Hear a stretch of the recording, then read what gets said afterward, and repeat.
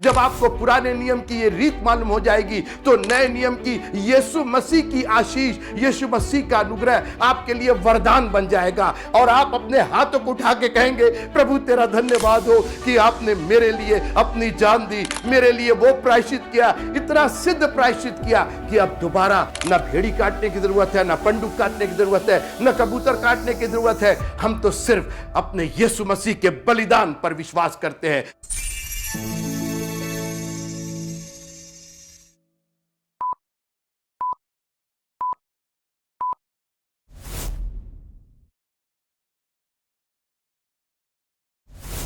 खुदावंद यीशु मसीह के पवित्र नाम में आप सबों को जय मसीह की।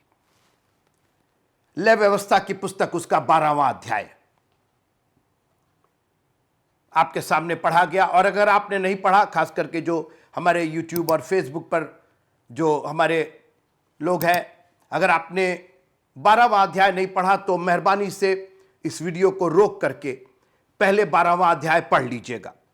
8 ही उसमें वर्सेस हैं, लेकिन जब तक आप पढ़ नहीं लेंगे तब तक हमारा वचन समझ में नहीं आएगा जो हम खुलासा करने जा रहे हैं। और मैं नहीं चाहता हूं कि ये वक्त हम सिर्फ पढ़ने में ज़ाया करें, क्योंकि पढ़ आप सकते हैं, लेकिन उसका एक्सप्लेनेशन मैं आपको देना चाहता हूं।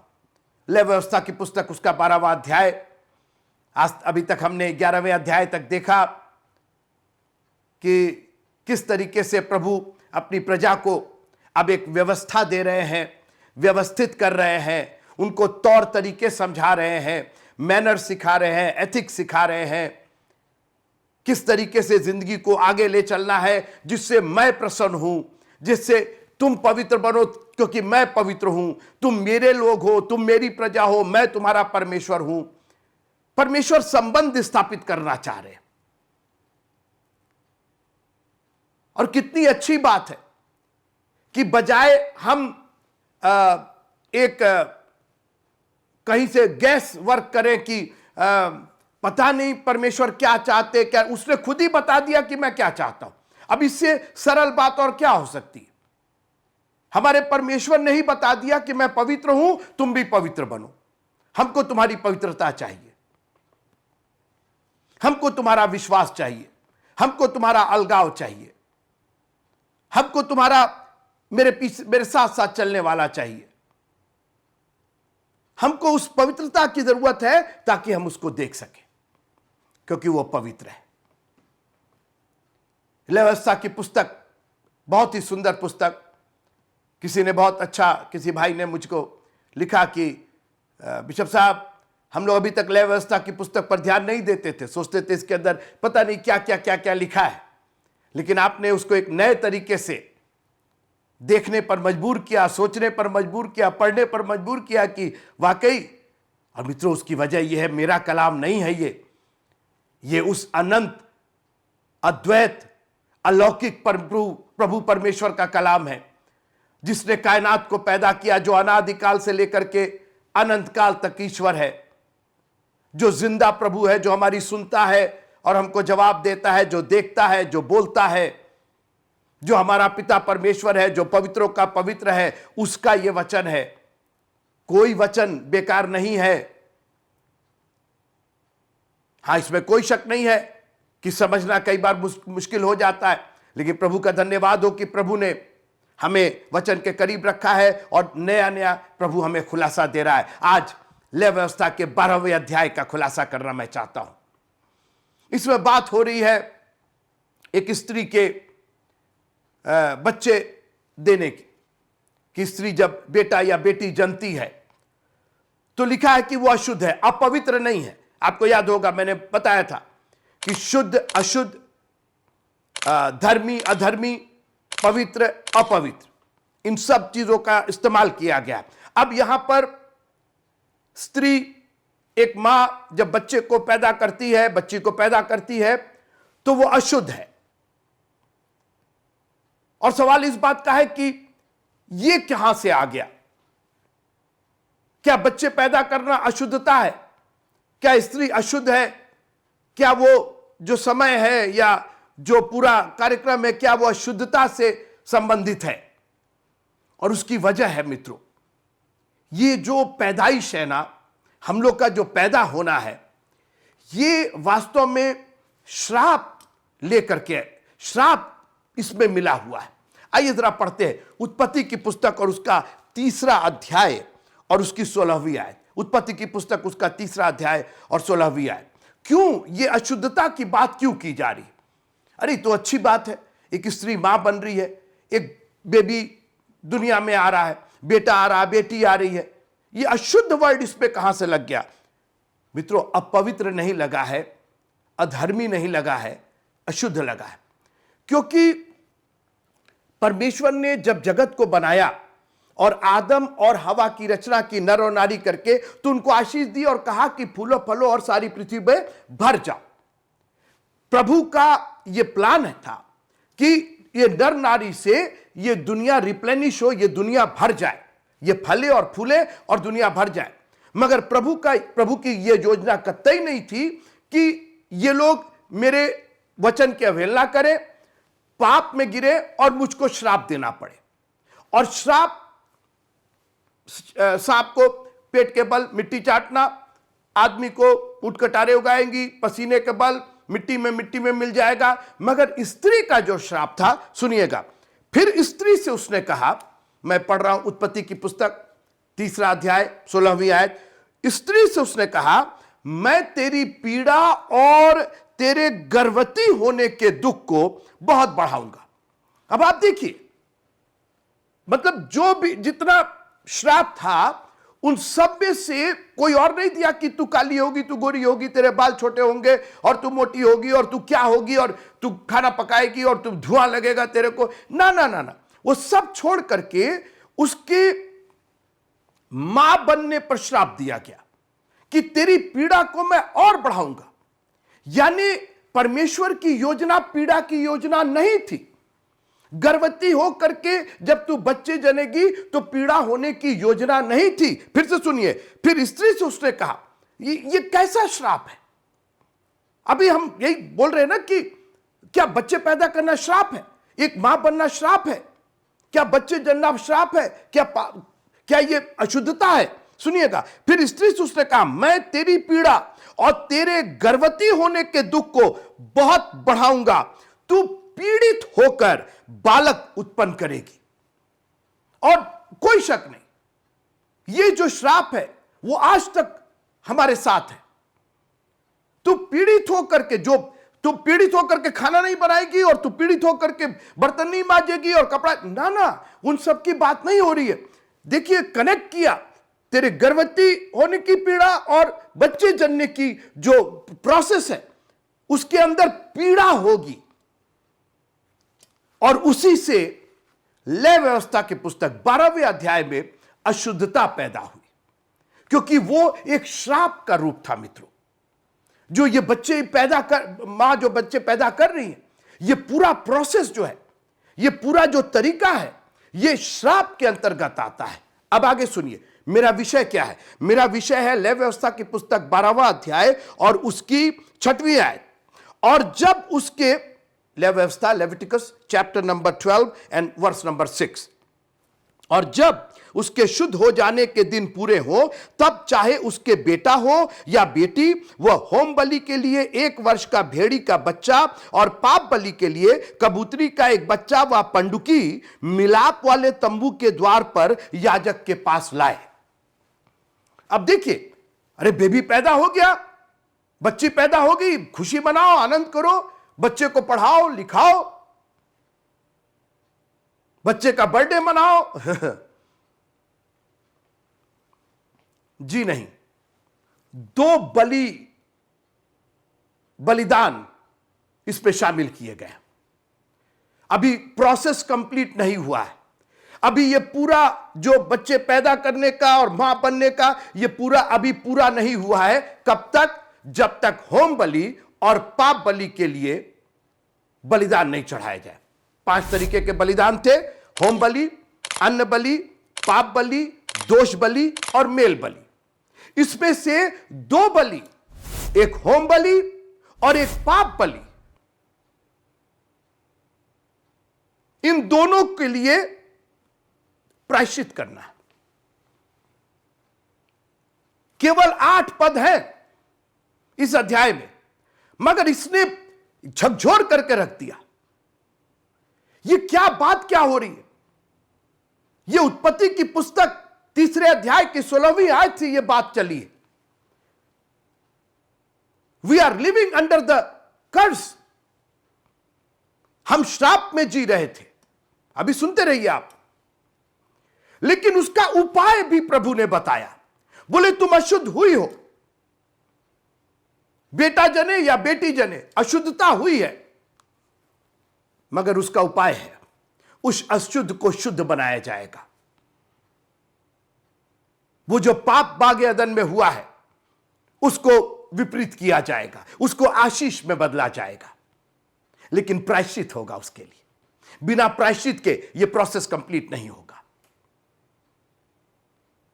अब जो भी भेंट है वो तुम अकेले नहीं, उसका बलिदान तुम नहीं करोगी। वो कहां आएगा? याजक के पास आएगा। ले व्यवस्था 12वां अध्याय और उसकी 7वीं आयत। तब याजक उसको यहोवा के सामने भेंट चढ़ाकर उसके लिए प्रायश्चित करे। बेटा बेटी पैदा हुए, अशुद्धता हो गई, फिर भेंट लाना है, होम बलि करना है और पाप बलि के लिए प्रायश्चित करना है। और किसके पास आना है? याजक के पास आना। तुम नहीं करोगी। याजक, पापा तुम नहीं करोगे, मम्मी तुम नहीं, याजक के पास, याजक के द्वारा वो प्रायश्चित किया जाएगा। फिर मैं पढ़ रहा हूं 8वां पद। और यदि उसके पास भेड़ व बकरी देने की पूंजी ना हो तो 2 पंडुकी व कबूतरी के 2 बच्चे, एक तो होम बलि और दूसरा पाप बलि के लिए दे, और याजक उसके लिए प्रायश्चित करे, तब वह शुद्ध ठहरेगी। वो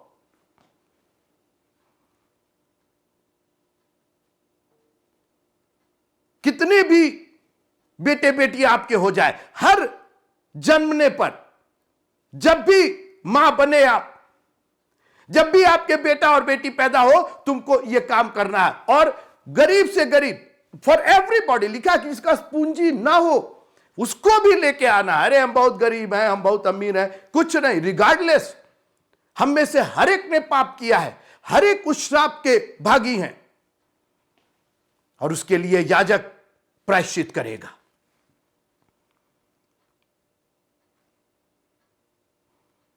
यह जन्म जो है वो अंडर द कर्ज था अभी तक, नए नियम तक। लेकिन प्रभु का धन्यवाद हो कि यूहन्ना के 3 अध्याय में यीशु मसीह ने एक नई बात हम लोग को बताई और कहा, जब तक तुम नए सिरे से ना जन्मो, जो तुम्हारा ये मनुष्यत्व है, जो तुम ये पैदा हुए हो, ये तो अशुद्ध, और इसके अंदर प्रायश्चित करना पड़ता था हर बार। मगर नए सिरे से जन्मना है, क्योंकि उसका प्रायश्चित हो गया है। मैं प्रभु का धन्यवाद करता हूं कि हम नए नियम के पढ़ने वाले और जानने वाले लोग हैं। जब यीशु मसीह इस संसार में आए, वो व्यवस्था के अधीन जरूर आए, मगर व्यवस्था को पूरा करने आए। व्यवस्था के अंतर्गत एक मां अशुद्ध रहती थी जब तक पाप बलि और होम बलि पूरा नहीं होता था, प्रायश्चित होता था। मगर हमारे प्रभु ने इस संसार में आकर के, वो एक महायाजक था, हमारी दुर्बलताओं में छुआ जा सकता था। पौलुस ने कहा गलतियों की पुस्तक 4 अध्याय 19वीं आयत में, हे मेरे बालको, जब तक तुम में मसीह का रूप ना बन जाए, तब तक मैं तुम्हारे लिए फिर जच्चा की सी पीड़ा सहता हूं। यह नए जन्म का अनुभव है। मैं जच्चा की सी पीड़ा सहता हूं, लेकिन अब उसका प्रायश्चित हो गया है। हमारे खुदावंद यीशु मसीह ने, वो जो परमेश्वर का ऐसा मेमना था, जो जगत के पाप उठा ले जाता है, उसके ऊपर हमारे अपराध लाद दिए गए। हमारी अशुद्धता, हमारी अपवित्रता, हमारी अधार्मिकता सब उसके ऊपर लाद दी गई। अब हमें पंडुकी का बच्चा नहीं ले जाना, कबूतर का बच्चा नहीं ले जाना, भेड़ी का बच्चा नहीं ले जाना, वो होता था, लेकिन उसी को नए नियम में खुदावंद यीशु मसीह ने, मैं यही बार बार कह रहा हूं कि पुराने नियम को जब आप समझेंगे तब नए नियम से आपकी मोहब्बत हो जाएगी, उस प्रभु से मोहब्बत हो जाएगी। कहां वो लोग हर बार क्या क्या लेकर के जाते थे और खून बहाया जाता था और बलिदान होता था और एक पूरी प्रक्रिया होती थी। यहां हमारे प्रभु ने एक ही बार क्रूस पर जा करके अपना लहू बहा करके वो प्रायश्चित कर दिया, ताकि अब जिसको भी नए जन्म का अनुभव होगा उसको दोबारा अशुद्ध होने की जरूरत नहीं होगी, वो शुद्ध होगा हमारे यीशु मसीह के लहू के द्वारा। बाइबल कहती है कि प्रभु यीशु मसीह का लहू हमें सब पापों से शुद्ध करने में विश्वास योग्य और धर्मी है। वो अपना ही लहू लेकर के और प्रायश्चित उसने किया, सारे संसार के लिए प्रायश्चित किया। जब आपको पुराने नियम की ये रीत मालूम हो जाएगी तो नए नियम की यीशु मसीह की आशीष, यीशु मसीह का अनुग्रह आपके लिए वरदान बन जाएगा और आप अपने हाथों को उठा के कहेंगे, प्रभु तेरा धन्यवाद हो कि आपने मेरे लिए अपनी जान दी, मेरे लिए वो प्रायश्चित किया। एक बार ऐसा ऐसा ऐसा प्रायश्चित किया, इतना परफेक्ट, इतना सिद्ध प्रायश्चित किया कि अब दोबारा ना भेड़ी काटने की जरूरत है, ना पंडुक काटने की जरूरत है, ना कबूतर काटने की जरूरत है। हम तो सिर्फ अपने यीशु मसीह के बलिदान पर विश्वास करते हैं। यीशु मसीह हमारे लिए मारा गया, गाड़ा गया और तीसरे दिन मुर्दों में से जी उठा और आसमान पर चला गया और फिर से वहां से हमको लेने के लिए आने वाला है। This is what we believe. जब तक याजक के पास लेकर के ना जाए, जब तक याजक उसको तुम नहीं चढ़ाओगे, तुम्हारे तो हाथ यूं ही गंदे हैं। आज हम लोग सोचते हैं हमारे कर्म और हमारा ये, हमारा ऐसा, हमारा वो, जी नहीं। प्रभु यीशु मसीह पर विश्वास कर तो तू और तेरा घराना उद्धार पाएगा। क्या विश्वास करना है कि यीशु मसीह हमारे लिए मारे गए, गाड़े गए और तीसरे दिन मुर्दों में से जी उठे। आप मेरे साथ ये बोल सकते हैं, यीशु मसीह हमारे लिए मारे गए, गाड़े गए और तीसरे दिन मुर्दों में से जी उठे और फिर से हमको लेने के लिए आने वाले हैं। हमारे पापों को धोने में उसका लहू विश्वास योग्य और धर्मी है। पाप बलि, मेल बलि, जो बलि चाहिए, जो बलिदान चाहिए, वो सब उसने एक ही बार में पूरा कर दिया और उसने क्रूस पर जाके कहा, पूरा हुआ, इट इज फिनिश्ड। उस श्राप से छुड़ाया मित्रों। स्त्री का वंश तेरे सर को कुचलेगा और फिर दोबारा वो अशुद्ध नहीं होगी। ये चर्च, वो जो दुल्हन आ रहा है, वो एक ऐसी दुल्हन के पीछे आ रहा है, एक ऐसी दुल्हन को लेने आ रहा है जिसमें ना कोई कलंक, ना दाग, ना धब्बा, ना कोई झुर्री। अशुद्ध नहीं है वो, क्योंकि वो दुल्हन यीशु मसीह के, परमेश्वर के पुत्र, परमेश्वर के मेमने के लहू के द्वारा शुद्ध की गई है। हालेलुया। प्रभु तेरा धन्यवाद हो कि किस तरीके से आपने श्राप को हमारे लिए आशीष में बदल दिया। मित्रों, इसके बाद भी आप अपने प्रभु को प्यार नहीं करेंगे, इसके बाद भी आप उसके लिए जान देने को तैयार नहीं है, इसके बाद भी आप चर्च आने को तैयार नहीं है, दशवां देने को तैयार नहीं है, दुआ करने को तैयार नहीं है, बाइबल पढ़ने को तैयार नहीं है। क्या नहीं किया उसने आपके लिए? करते आप बलिदान करते रह जाते, आप हर साल वही करते रह जाते, और यहां उसने अनुग्रह के द्वारा हमारा उद्धार कर दिया। उसने अपना बलिदान दे दिया। उसने कहा अब कोई दूसरा बलिदान करने की जरूरत नहीं है, अब हम आशीष देना चाहते हैं, और एक नहीं दुगनी आशीष उसने हमें दिया है। इस संसार में मैं चाहता हूं कि तुम जीवन पाओ और बहुतायत का जीवन पाओ। सोचिए आप, इस संसार की आशीष और आसमान की आशीष। कहां मिलेगा ऐसा प्यारा प्रभु? कहां मिलेगा ऐसा प्यारा वचन? किस तरीके से उसने लय व्यवस्था के 12वें अध्याय को अपने बलिदान के द्वारा, सुसमाचार में जो क्रूस की जो कथा है, और इसीलिए पौलुस कहता है क्रूस की कथा नाश होने वालों के लिए निकट मूर्खता, लेकिन हम उद्धार पाने वालों के निकट परमेश्वर की सामर्थ है। मित्रों, ये सामर्थ नहीं तो और क्या है? आप अशुद्धता से शुद्धता में आ गए।